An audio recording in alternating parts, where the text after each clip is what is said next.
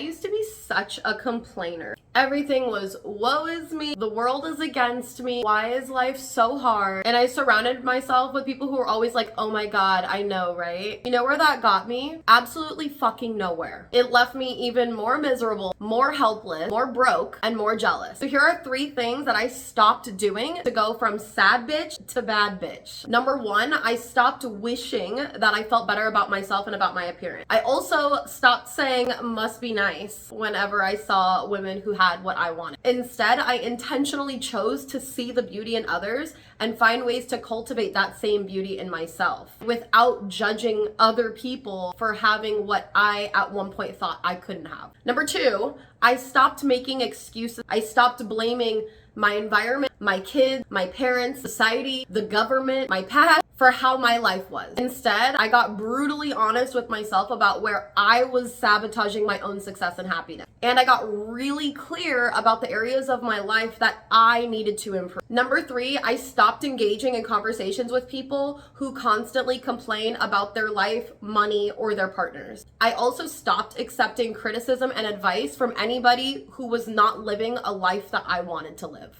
Instead, I filled myself with the energy of the people who were living how I wanted, people who didn't blame their circumstances, and people who actually created a vision board worthy life for themselves, despite living in a world that told them that their dreams weren't possible. If I couldn't get around these people in real life, I read their books, I listened to their podcasts, I watched their videos, or I joined their programs so that I could really get to know them and know how they think and why they do the things that they do. No one is ever going to be as brutally honest with you as you can be with yourself. You might not have been dealt the best cards in life, but how you play them is entirely up to you. A sad bitch blames and complains. A bad bitch sees something that she doesn't like and she fucking changes it. So what are you gonna do?